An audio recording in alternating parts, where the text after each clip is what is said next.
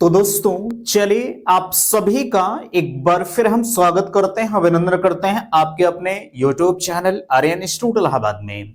दोस्तों जैसा कि बोर्ड पर आप देख पा रहे हैं, आप सभी के बीच में अगर देखा जाए तो लगातार चैनल के माध्यम से यूपी डीएलएड एडमिशन 2024 के संदर्भ में पल पल के अपडेट्स प्रोवाइड कर रहे हैं। मैं एक निवेदन करना चाहूंगा कि प्लीज अगर आप डीएलएड में एडमिशन लेने जा रहे हैं या आपका एडमिशन हो चुका है या एडमिशन के बारे में आप सोच रहे हैं, ठीक है, तो आपको चैनल को सब्सक्राइब कर लेना चाहिए, क्योंकि चैनल पर हर एक जानकारी खासकर डीएलएड के संदर्भ में सबसे प्रथम वरीयता के तौर पर दी जाती है ना। और एक चीज मैं बता दूं कि इतना ऑथेंटिक जानकारी खासकर डीएलएड के क्षेत्र में कोई आपको देता नहीं होगा, यह मैं 100% का चैलेंज करता हूं। दूसरी सवाल, यहां आपके तमाम तरह के डाउट्स बन रहे हैं।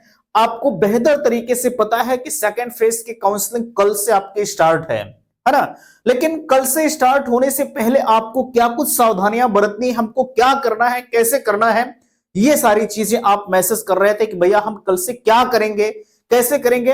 हालांकि सबसे बड़ी विकट समस्या अदर स्टेट के लिए है, क्योंकि अदर स्टेट वाले यहां पर आए हैं लेकिन उनको अभी ये नॉलेज नहीं है हमें कौन सा कॉलेज लेना चाहिए, कैसे क्या करना चाहिए। ठीक है भाई, अगर आप यूपी के प्रॉपर निवासी हैं तो आपके आसपास में, ठीक है, तमाम कॉलेज से आप किसी भी कॉलेज में जाइए, बात करिए, एडमिशन आपने ले लिया।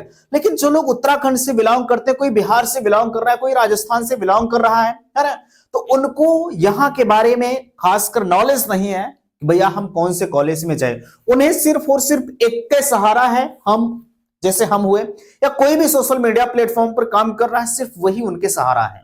ठीक है, लेकिन हाँ एक चीज और आपके सहारा बन रहे हैं, जो आपके क्षेत्र में बड़ी बड़ी ऑफिस खोलकर बैठे हैं, जो एडमिशन करा रहे हैं, जिनका काम है कंसल्टेंसी का, ठीक है, वो लगातार आपके साथ जो है गड़बड़ तरीके से आपके एडमिशन को करा रहे हैं। हालांकि मैं सबको गलत नहीं कहता हूं, ठीक है, लेकिन मैं दावा करता हूं आपसे भैया, ठीक है, अगर आप उनसे एडमिशन करा रहे हैं तो आप सावधान रहिएगा, सतर्क रहिएगा, है ना, क्योंकि आज वो सारी चीजें, एडमिशन बेशक आपका कराएंगे, स्कूल ठीक होगा, लेकिन वो आपको सारी जानकारी आज नहीं प्रोवाइड करेंगे। जब आपका एडमिशन हो जाएगा तो उस समय से आपको वो प्रताड़ित करना शुरू करते हैं कि हाँ भैया अब चलिए आइए, अब तो आप हमारे चुंगल में फंसे चुके हैं। ठीक है, तो ये सब सारी चीजें होती है। मैं एक चीज आपको कहना चाहूंगा, यहां मैंने आपको अपना कॉन्टेक्ट नंबर दे रखा है, ठीक है, नंबर आप नोट कर लीजिएगा, एक सेकेंड, नंबर आप नोट करिएगा। अगर आपको नंबर लिखना है, ठीक है, लिखिएगा नंबर 94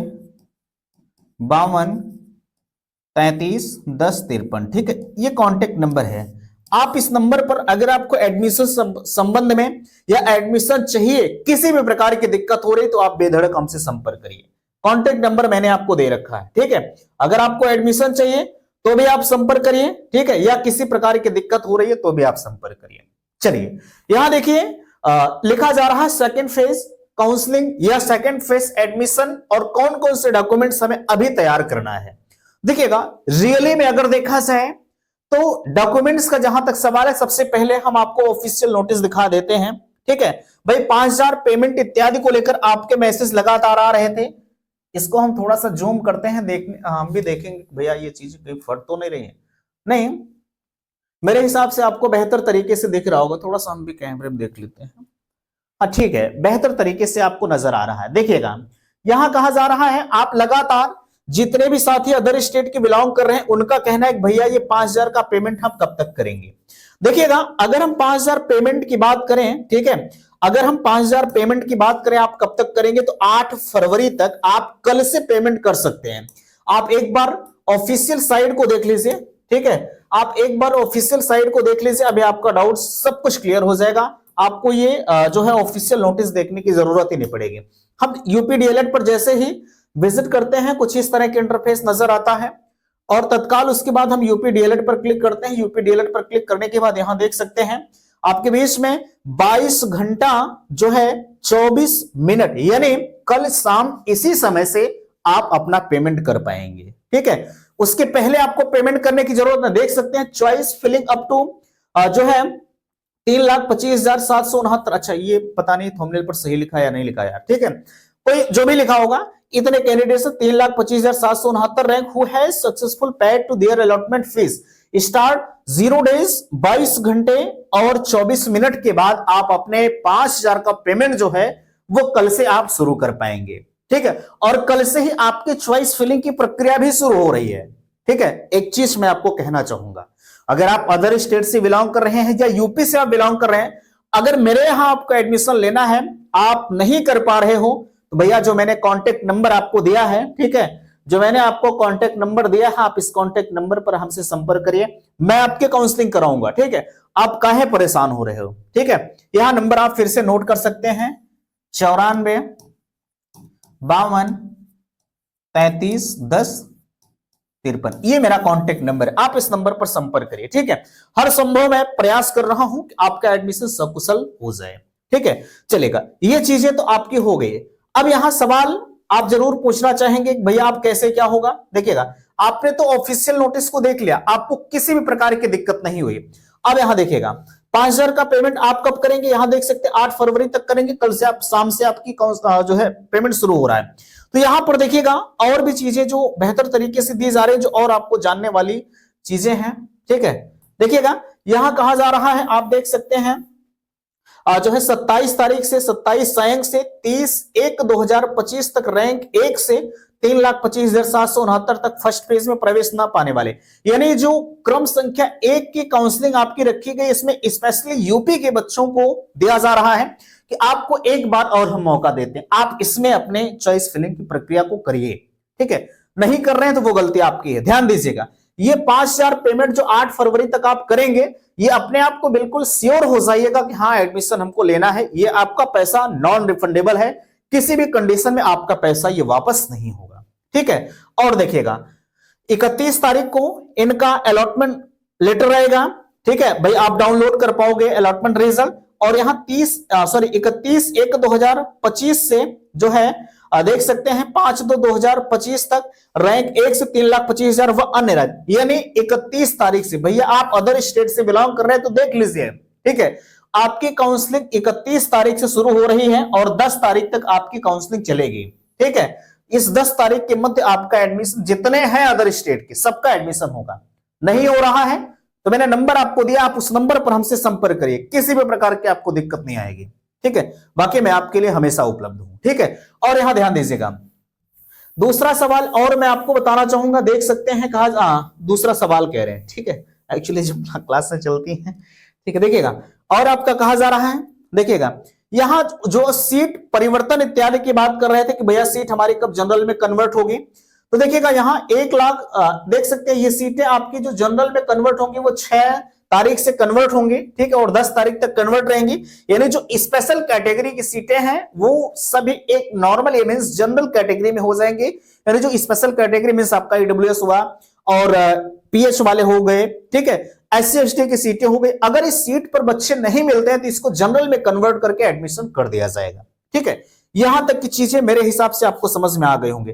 थोड़ा सा आप पेमेंट वाली बात को देख लीजिएगा, जो आपका नॉन रिफंडेबल रखा गया है, जो आपका रिफंड किसी भी कीमत पर नहीं होगा। ठीक है भाई, ये भी आपको जानना आवश्यक है। देखिएगा आप इस चीज को देख लीजिएगा, इसीलिए मैं कह रहा हूं भैया कि आप बिल्कुल ये श्योर हो जाइएगा कि एडमिशन हमको लेना है, तभी जाके आप पेमेंट को करिएगा, अन्यथा की स्थिति में पेमेंट मत करिए। ठीक है, पेमेंट कर देंगे, जब वापस नहीं होगा तो आप इसके चक्कर में रहेंगे।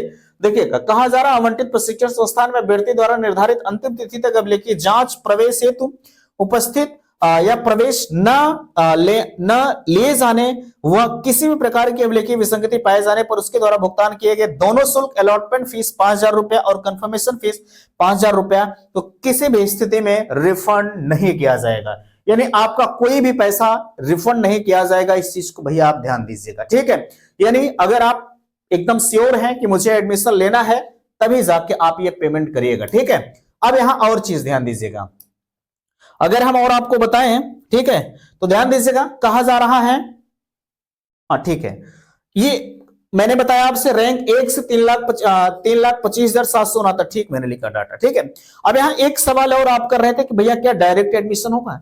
देखिएगा मैं लगातार आपको कह रहा हूं कि प्लीज आप लोग डायरेक्ट एडमिशन के चक्कर में मत पड़ो मेरे भाई।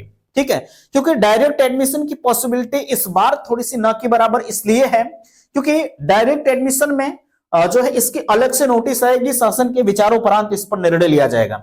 अभी आपकी सेकंड फेज काउंसलिंग हो रही, इस काउंसलिंग प्रक्रिया में आप पार्टिसिपेट कर लो एडमिशन, ताकि आपका फाइनल काउंसलिंग के माध्यम से हो जाए, ठीक है। अन्यथा किस स्थिति में भैया पता लगा डायरेक्ट, वैसे हर बार हुआ है एडमिशन, ऐसा नहीं, लेकिन एक चीज का ध्यान रखिएगा भैया, डायरेक्ट एडमिशन सिर्फ उन्हीं का होगा जिनके आवेदन हुए हैं। माइनॉरिटी कॉलेज का दरवाजा आप देख सकते हैं, वहां पर बिना आवेदन का एडमिशन होता है, लेकिन यहां पर जो नॉर्मल कॉलेज है माइनॉरिटी को छोड़ करके वहां पर सिर्फ और सिर्फ ऑनलाइन वालों का एडमिशन होता है, जो आपने आवेदन को फॉर्म भरा है, ठीक है। अब यहां और देख सकते हैं स्कॉलरशिप जो है पर एडमिशन, देखिएगा भैया स्कॉलरशिप की डेट ऑलरेडी समाप्त हो चुकी। अगर आप एससी कैंडिडेट हैं, ठीक है, अगर आप एससी हैं और एसटी हैं, ठीक है, तो आप एडमिशन स्कॉलरशिप पर ले सकते हैं, कोई दिक्कत नहीं, क्योंकि आपके आवेदन की डेट जो है वो 31 मार्च रखी गई है।